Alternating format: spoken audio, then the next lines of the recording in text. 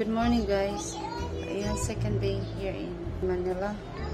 So, we're fixing to go in. Papaayos itong buko while we're here in.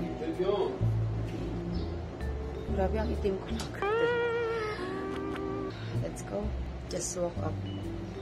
Motherfuckers guilty, that motherfuckers guilty, that motherfuckers guilty, that motherfuckers guilty, that motherfuckers guilty. Hindi ko punta ng Pangalasa. Tumingin ka sa aking mga mata at hindi mo na kailangan. Grabe ang hiniba ng kulay ko. Ano mo, ito talaga yung kulay ko.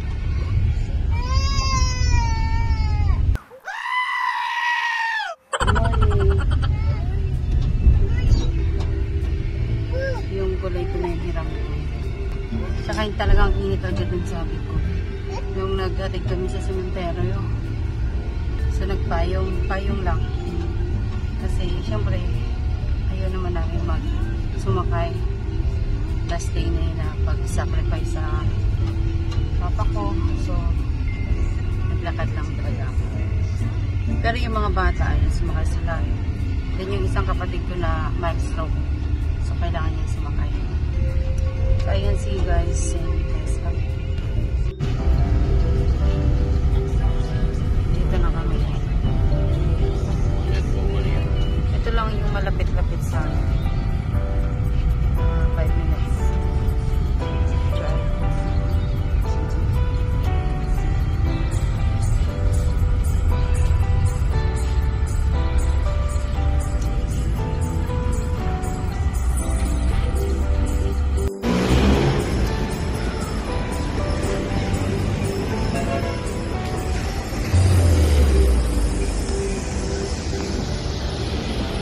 Magkaano lang ako dito, guys, na straight ang buhok. Last year kasi hindi ako pwedeng mag-straight.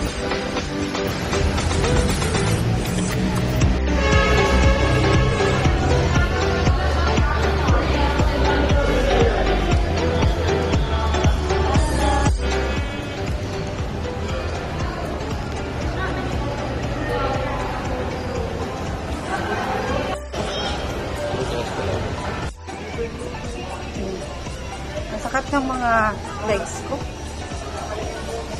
Hindi sanay yung nalalakad. Dahil naglakad sa Bicol. And then of course, yung place kasi namin di sa bahay dito sa may parang bundok. Kasi squatter. Wala nang hands. There's nothing. It should be here. Wala na ring escalator. Naghanap na escalator. Sakit na kasi ako. Hindi pa kagigising lang. Tapos dito na agad.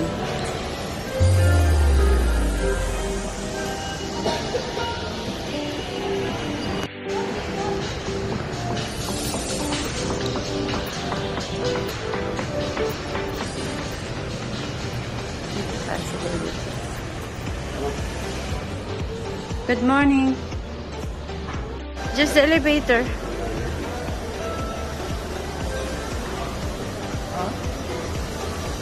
Ganito na ata pag tumatanda. Naghahanap na ng escalator, elevator. Sa US kasi puro sakay din. Kasi sumasakay naman dito pero like marami kasing lalakarin. Hindi tulad doon. Bawat ano, na grabe. Bawat labas. Lalakad naman pero hindi ganun ka. Yan, ganito po yung buhok ko actually. Yeah, it's okay. Mag-elevator. Tamad. Let's go? Ay. Ayan.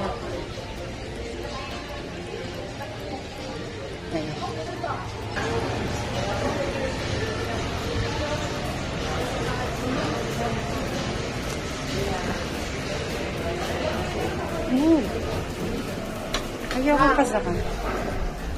Mga hapon mo tayo doon natin ano? Yung tamad na doon. Hindi, mga Lakad. ano? Mga alas 4. Ano, sir? No. Andun lang yun yung motor sa labas. Ay, excuse. That's too late. She's coming down. Okay, let's go. Thank you. Thank you. Okay, bring, where's the David? Where's the David? Over there. David's here.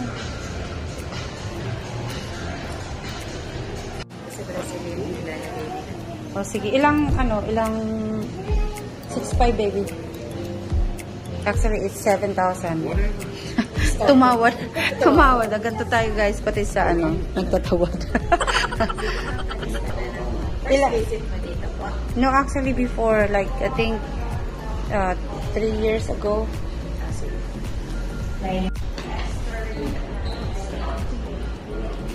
Okay, so, come on.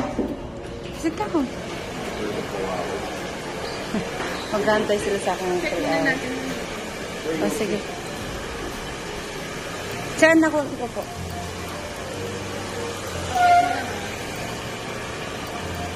She just going to check first. If maybe I have puto.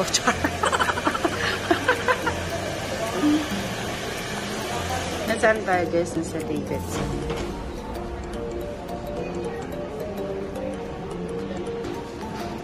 Ganyan talaga yung buko. Pag hindi na-iron. So, andito naman na tayo sa Pinas.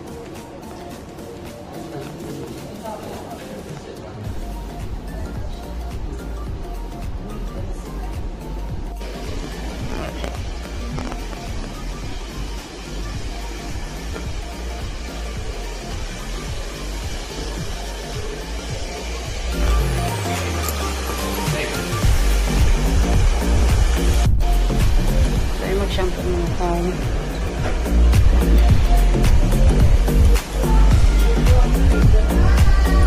Yes.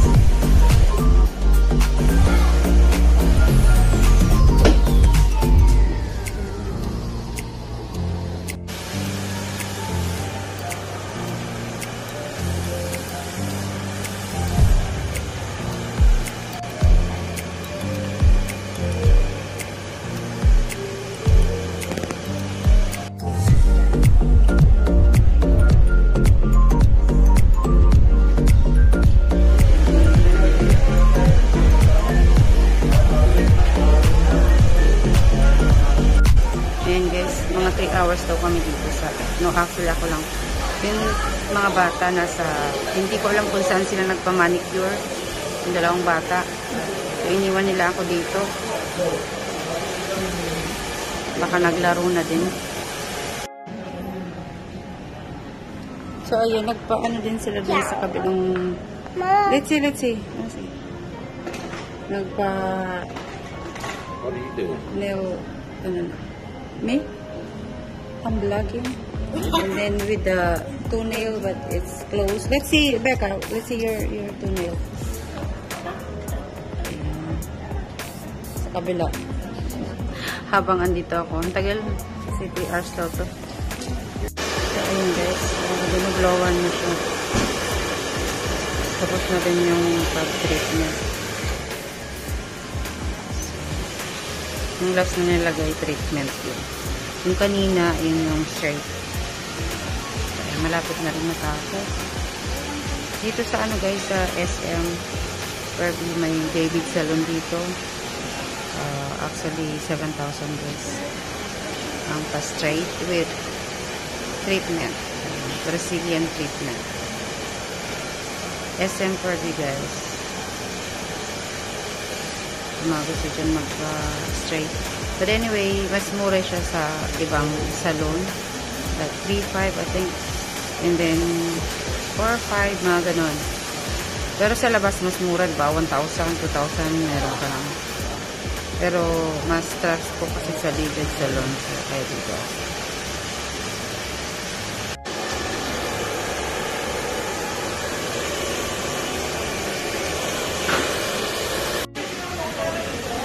Ayan. Tagal naman.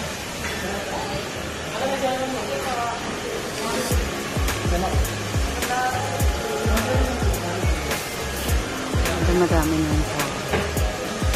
Then actually guys, pausap ko.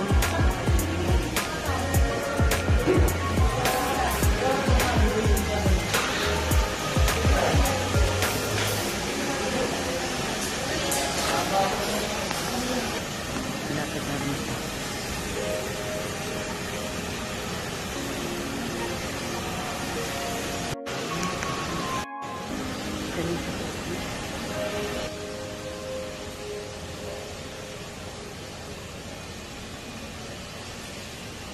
Tapos na yung ribbon ko. Ibagin na sa lang.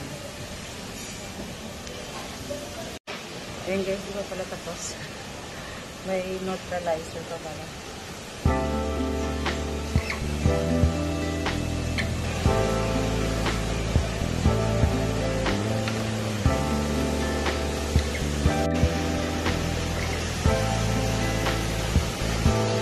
Ano yun? I-iron pa after? Mamaya, ito yun na lang natin.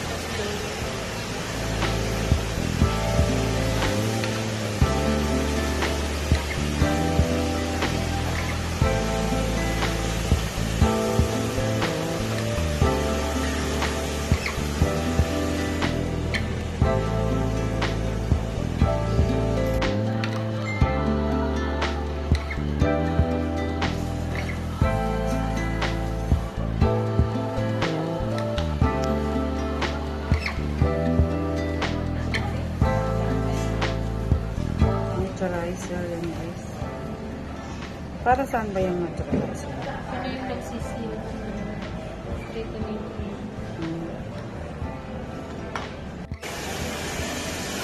So ayan.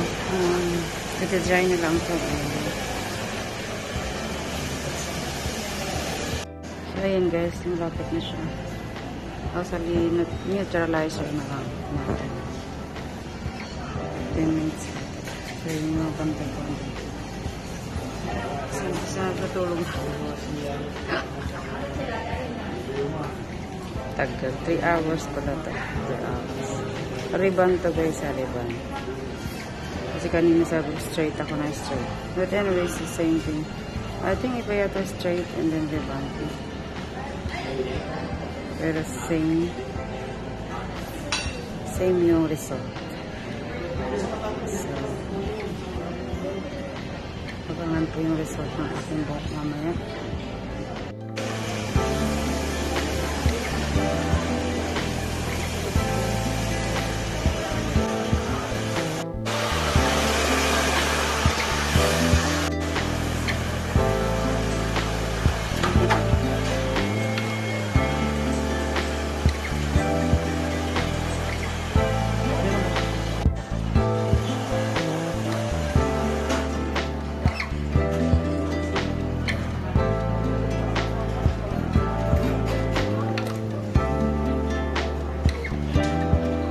A few moments later.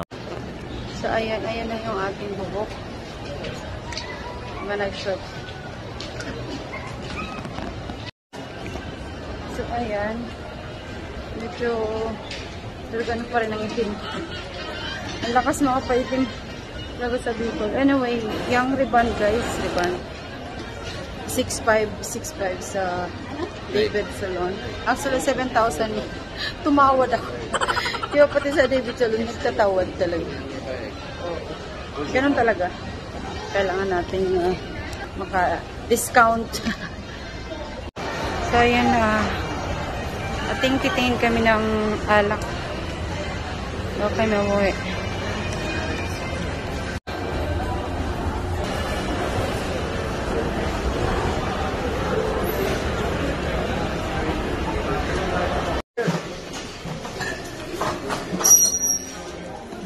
May GSM. Ito hinahanap mo. Hinahanap ko.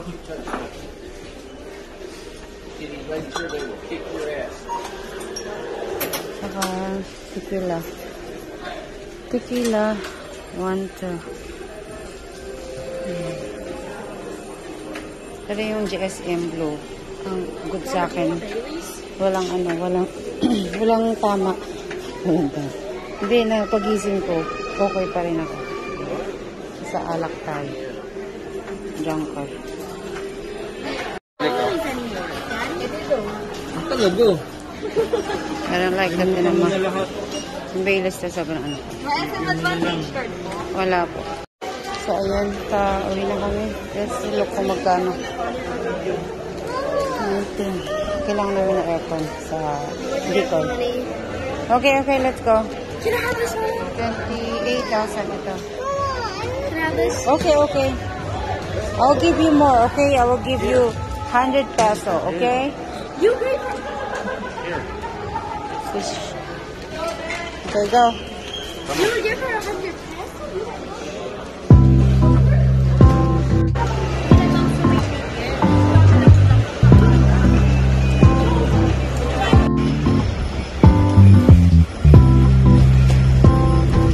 Ay, ang init.